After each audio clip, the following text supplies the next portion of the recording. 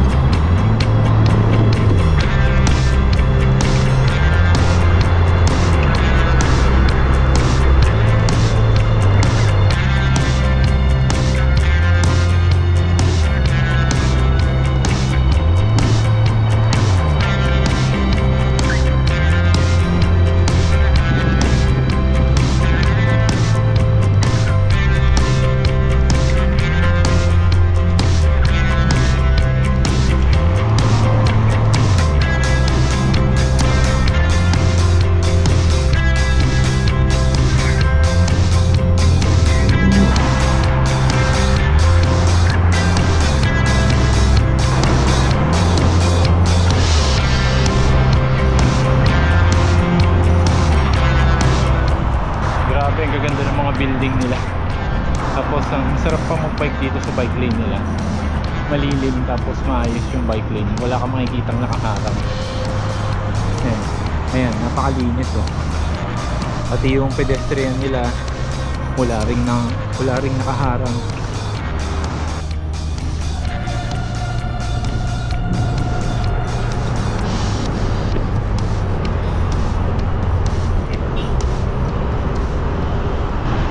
Sarap pala mag-bike kapag biglaan, yung wala kang plano.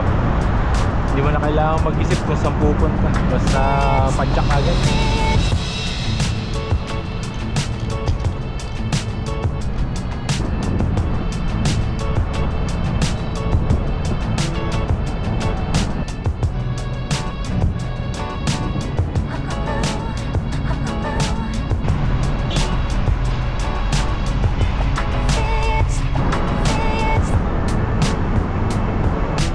Nandito ako ngayon sa may city center dito sa may Doha. Dito pala si King Kong, oh. King Kong na pula.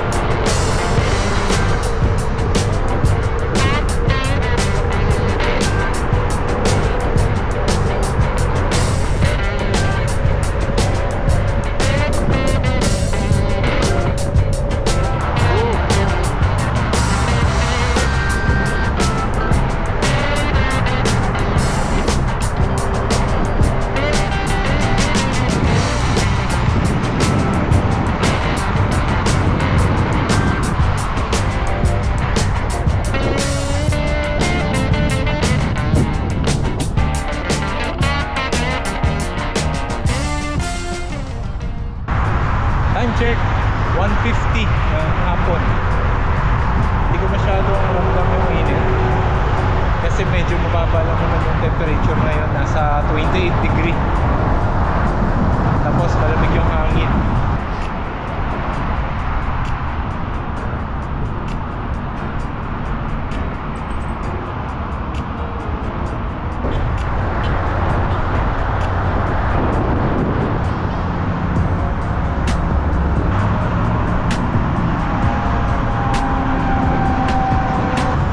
Muna ako saglit dito sa ilalim ng mga puno kasi ang presko. Tapos tubig break na rin ako.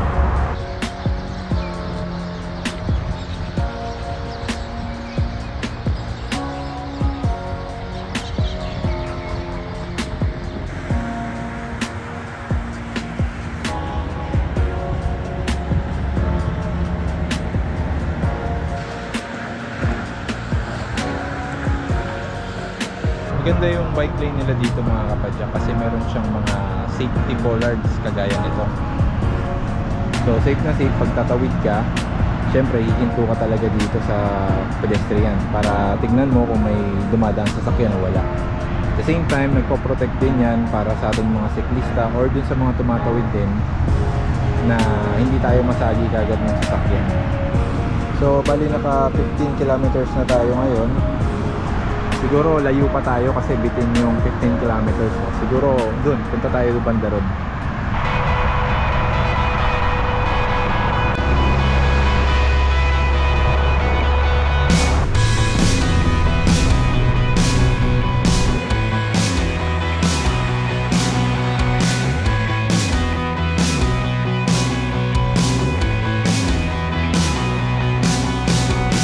Nandito tayo ngayon sa may Laguna. Laguna, ang ikaw ay marating ko.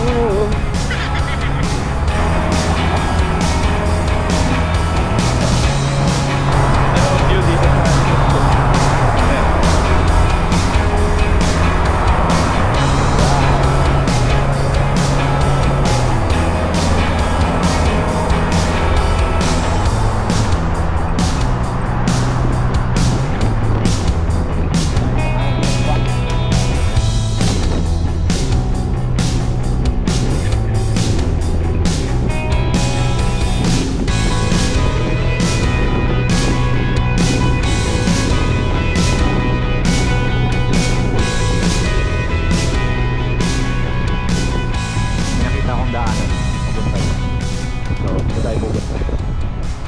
building. Malinaw na malinaw, no swimming. Ganda pa naman ang linaw ng tubig nila. Oh, kita nyo kaya? Ayan, ang ganda ng tubig oh.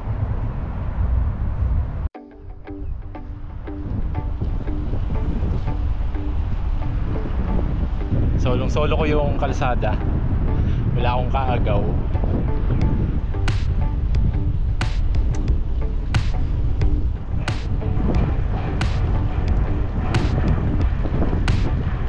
Ganito ba naman lagi yung mga bike lane, di ba? Talagang hindi ka mapapagod magbisikleta.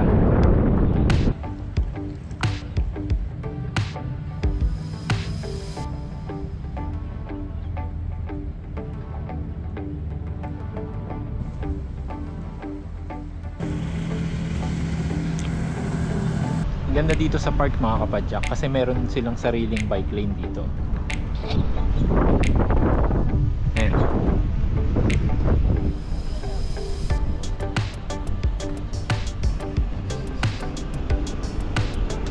Time check 3:20 ng hapon.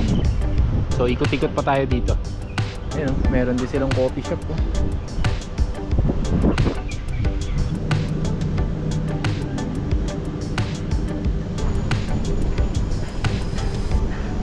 After dito sa park, yan. Ito naman yung makikita mong view, yung dagat nila. Nandito naman ako ngayon sa may Lusail Marina. Dito pa rin yan sa may Doha.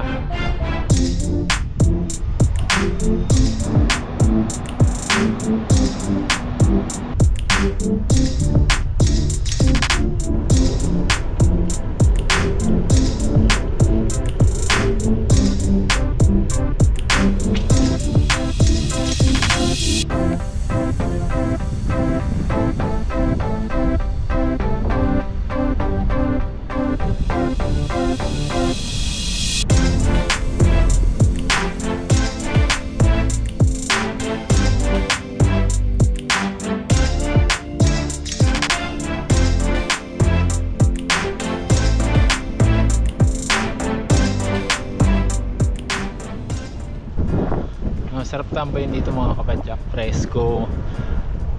Maganda yung simoy ng hangin, hindi mainit. Tapos hindi crowded yung lugar. Ayun, oh. Yun yung background sa likod. Oh. Ayun, diba? Ganda ng building sa likod. Tapos ganito pa yung mga view na dadaanan ko. Talagang nakaka-relax. Ayan, oh. Diba? Yun, time check mga kapadyak is 4 o'clock na ng hapon. Medyo madilim na. Mabilis na kasing dumilim dito ngayon sa Qatar kapag ganitong December. Lipat muna ako sa cellphone kasi yung battery ng camera natin low-bat na naka-charge. Kaya ito muna.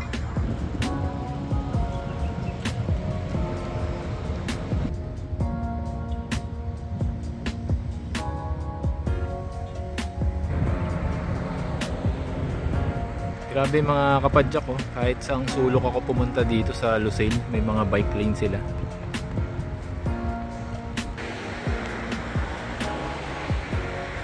Mamaya mga kapadyak, pagka dumilim, tignan natin kung ano itsura ng building na to.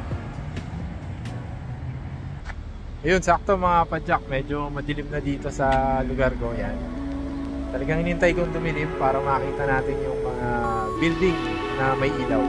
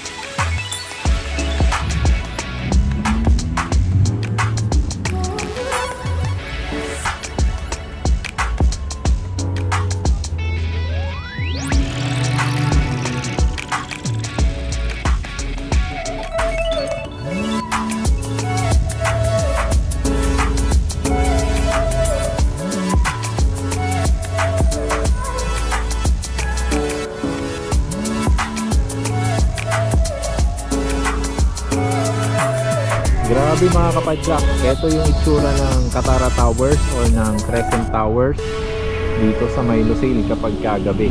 Napakaganda mga kapadyak, lalo siguro kung makikita nyo to ng personal. Sigurado marami kayong selfie gagawin dito.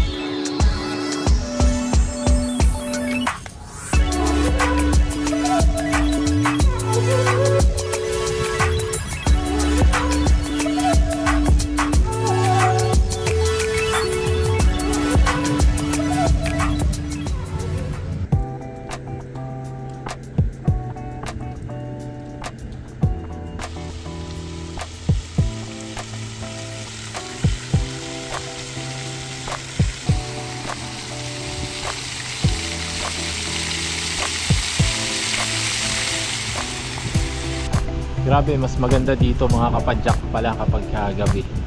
Sana nagustuhan nyo mga kapadyak yung mga pinakita ko sa inyong view at mga landmarks dito sa Qatar, no? Especially dito sa may Lusail Marina. Medyo malamig lang yung simoy ng hangin dito. Medyo sinisipon na ako. Sumisimpot na ako eh.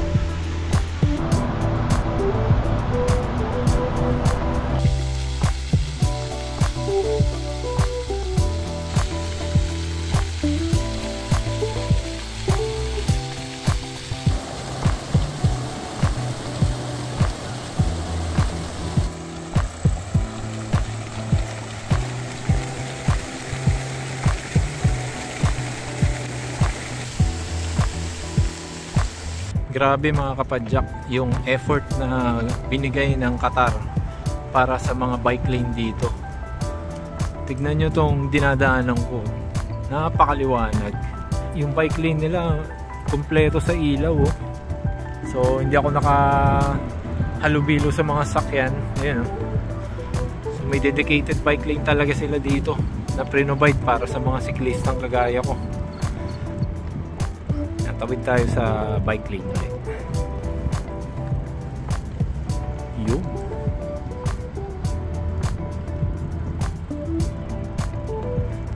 Ganda ng mga building oh, sa gabi oh. Yun. At dito ko na tatapusin ang video na to mga kapadyak kasi gabi na. Kailangan ko na umuwi. May naghihintay sa akin sa bahay. Baka mapalo na ako.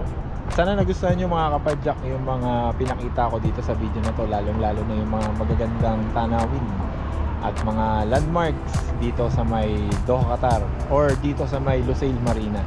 So sa susunod mga kapadyak, itutuloy ko yung pamamasyal o yung